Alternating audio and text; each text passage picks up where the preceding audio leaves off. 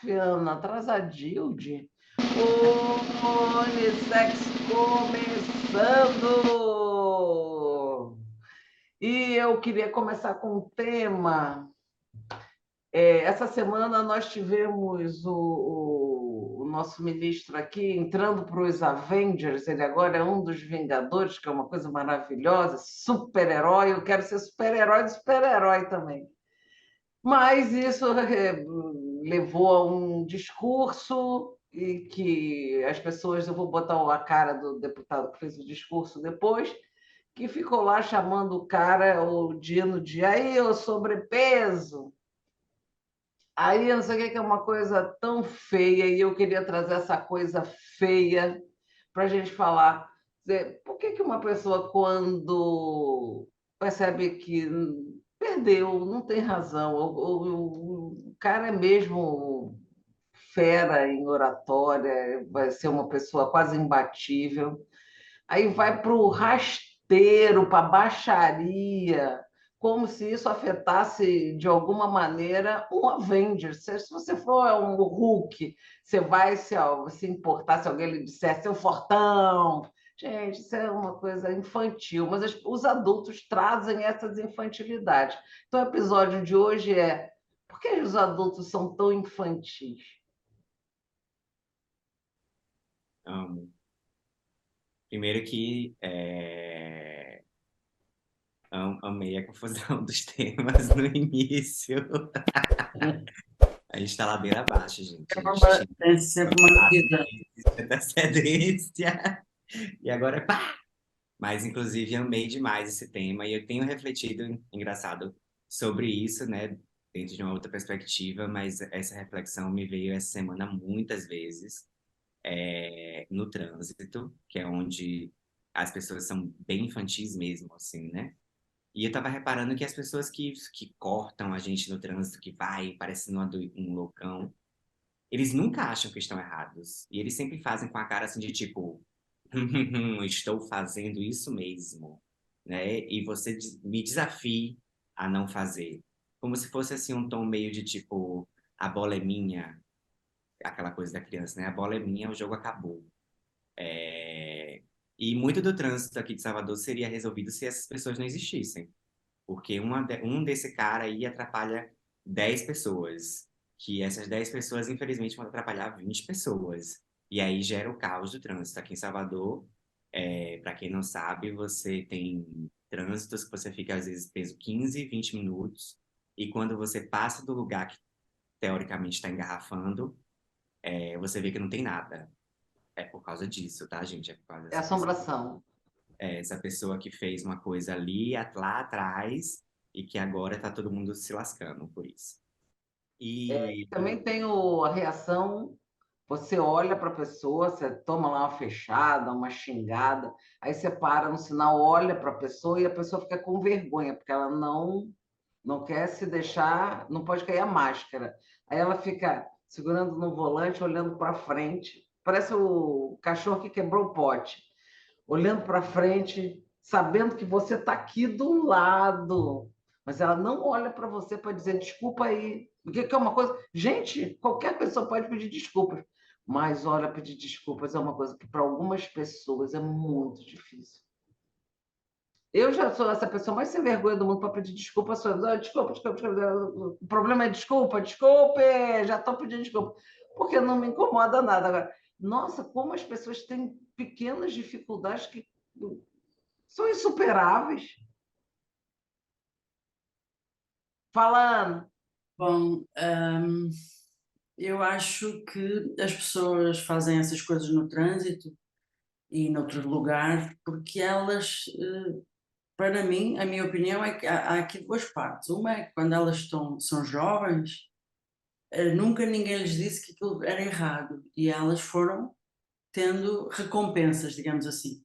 Algumas coisas que nós fazemos, se ninguém diz que está errado, nós consideramos recompensa. Então, se ninguém disse nada, é porque está certo e eu continuo a fazer. E as crianças funcionam muito assim. Se ninguém adulto vem e diz, olha, isso não é certo, não devias fazer isso, a pessoa continua a fazer, ela repete os comportamentos a vida inteira. E em adulto, é muito difícil ver um adulto estranho, um adulto que ela não conhece, ou até pode ser um amigo, dizer-lhe, olha, tudo isso que tu fizeste até agora está errado. Muito mais difícil se for de outra cultura, de outro país, de outro hemisfério, por aí fora.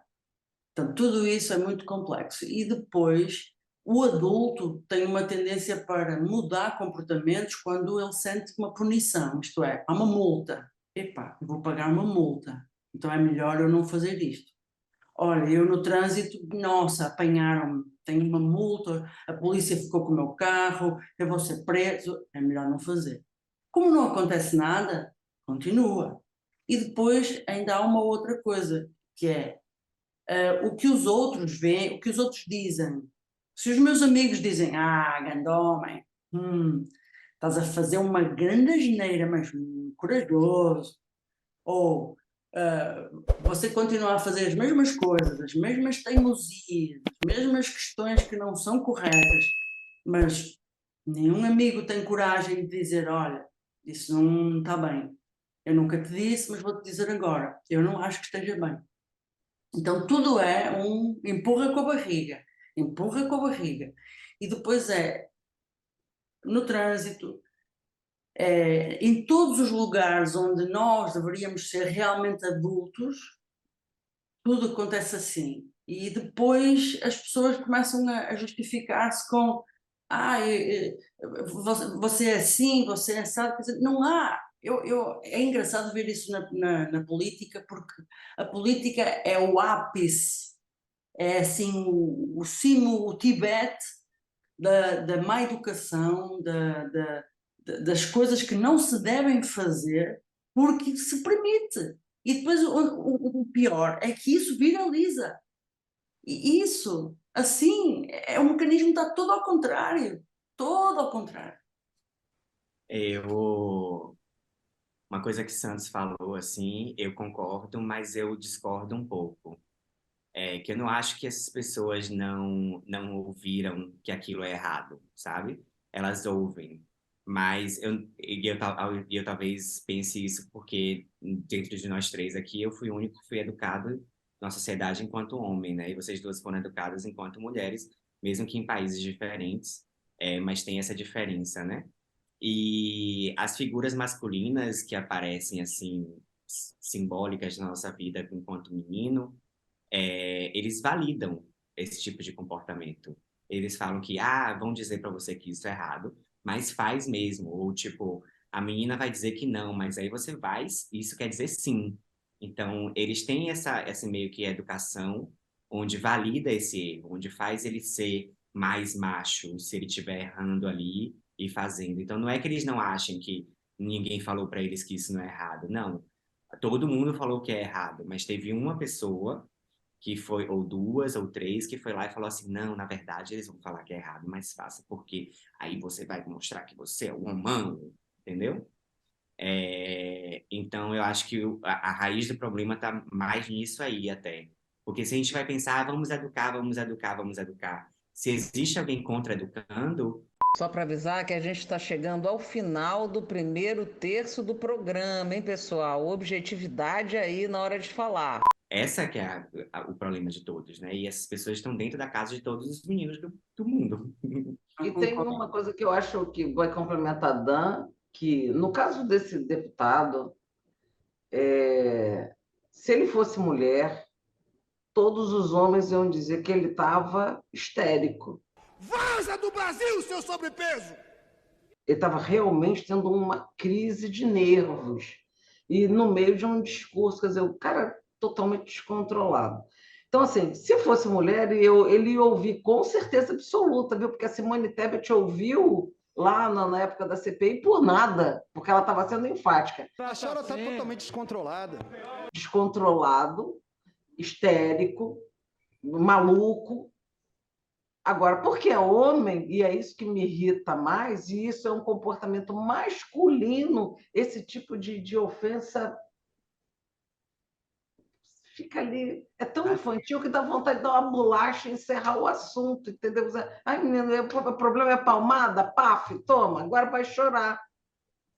Mas, e em relação a isso, era uma outra coisa que eu tinha para falar também. Tem no caso da política, eu acho que o buraco é um pouco mais embaixo. Porque para essas pessoas, tipo, aquele menino, aquele menino que tá aí agora nessas ênfases todas, inclusive porque viraliza muito, como o Santos falou, Da é, peruca? é o da peruca. Uma pessoa como ele, o grupo político dele precisa desse caos. Não é Senão só ele não se porque, elege. não Ele é só, precisa dessa histeria, movimentar o fogo. não é só questão de eleição, não, B. Não é só questão de eleição, não, sabe o que é? Eles precisam daquele caos lá dentro.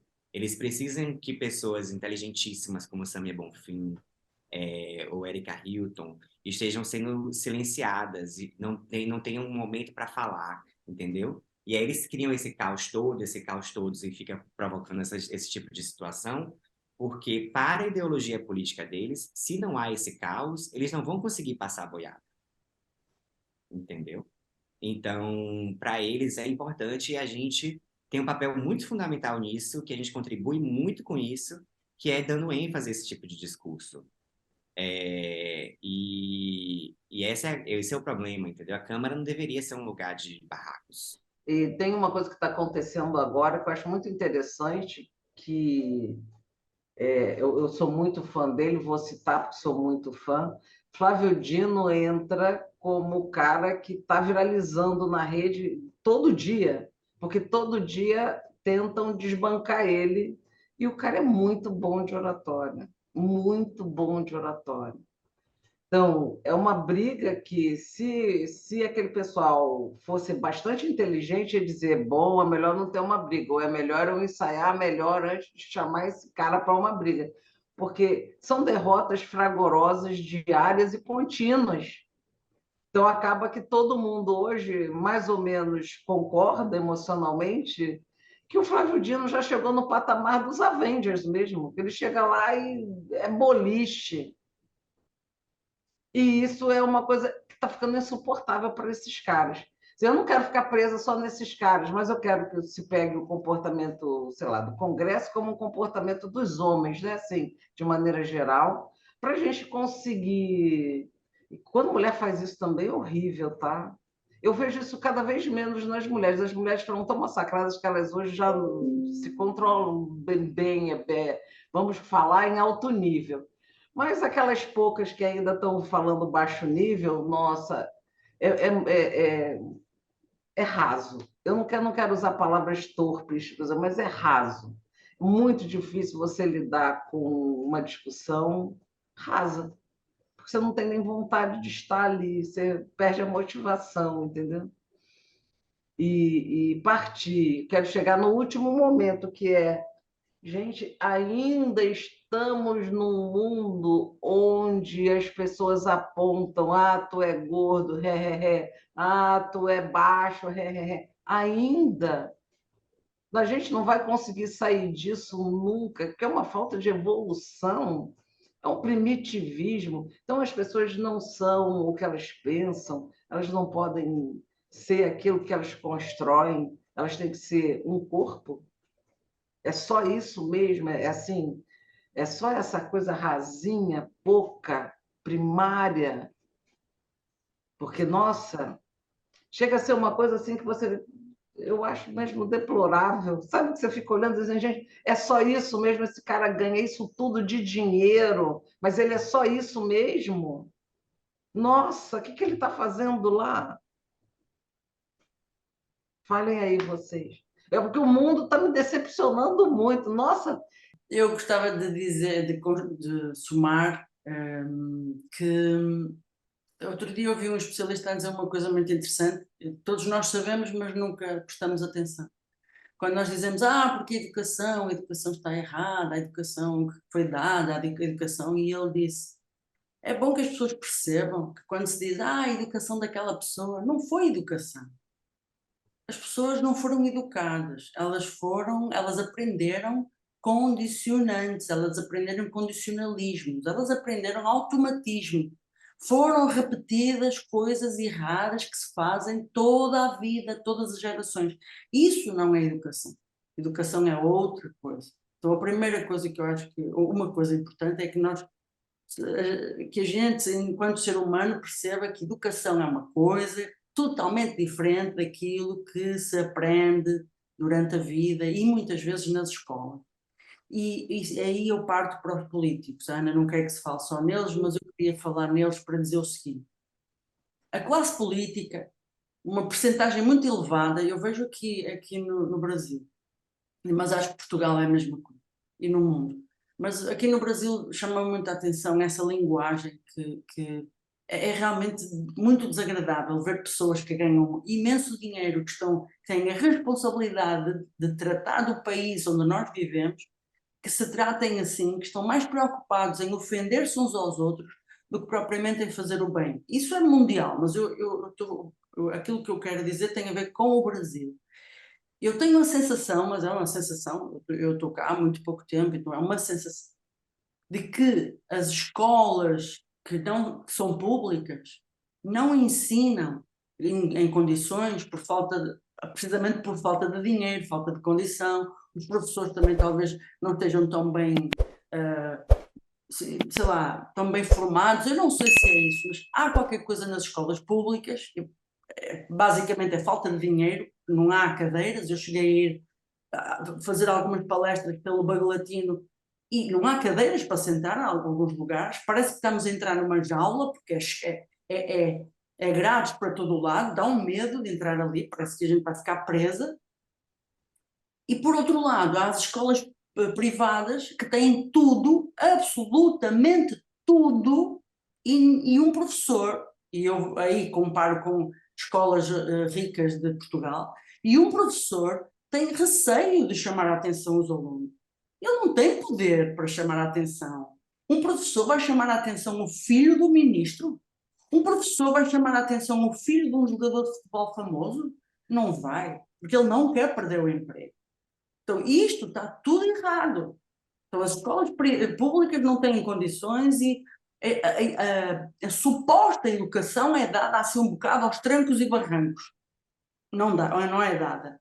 E as escolas privadas, quem é que se mete com um aluno mimado, que faz o que lhe dá na cabeça e que já tem a trajetória preparada para ser político, para ser enfim, o dono da empresa da família?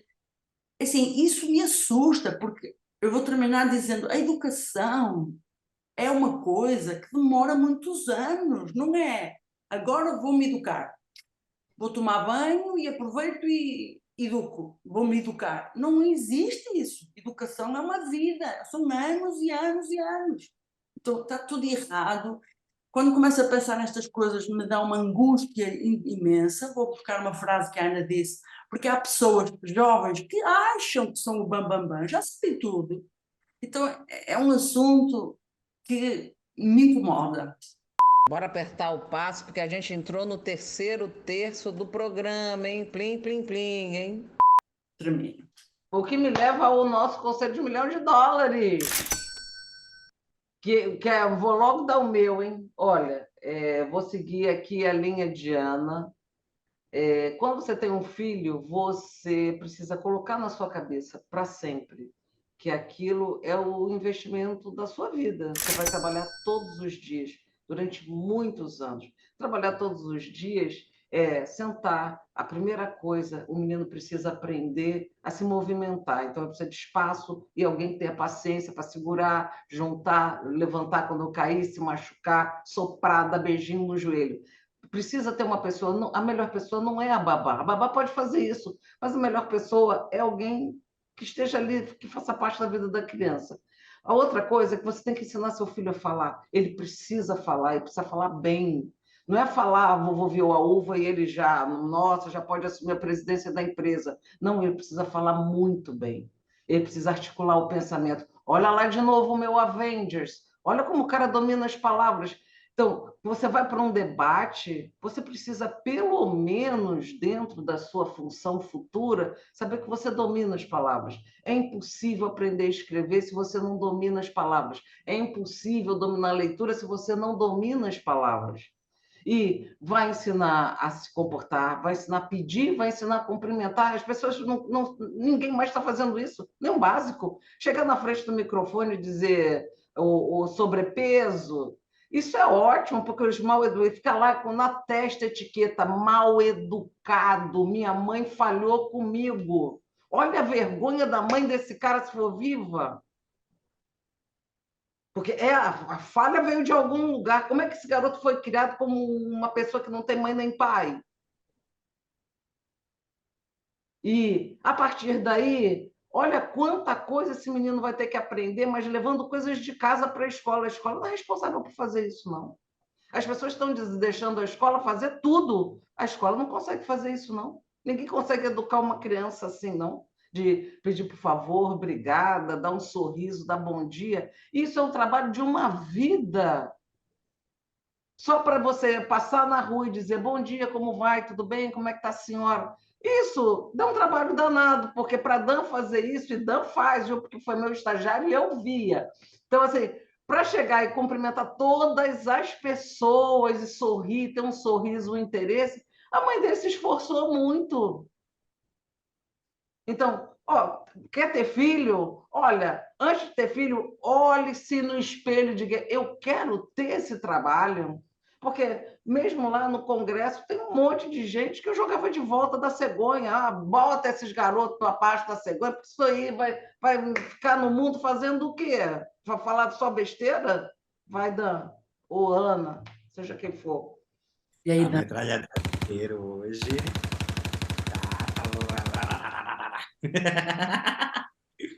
Quem vai sou eu? você que sabe? Eu já comecei a falar, né? Bom, o meu conselho de US$ 1 bilhão para o episódio de hoje é. hum, já sei. Na verdade, assim, eu acho que a gente sempre está falando sobre o. Primeiro que Ana trouxe um probleminha, e aí que a gente vai cavar um pouco, não precisa nem cavar muito, a gente já chega no machismo, né? O problema do machismo, PQP. E só que assim, uma coisa é que se a gente ficar o tempo inteiro falando ali para essas pessoas, dá uma impressão às vezes de que elas não ouvem, né? De que elas não estão interessadas em ouvir.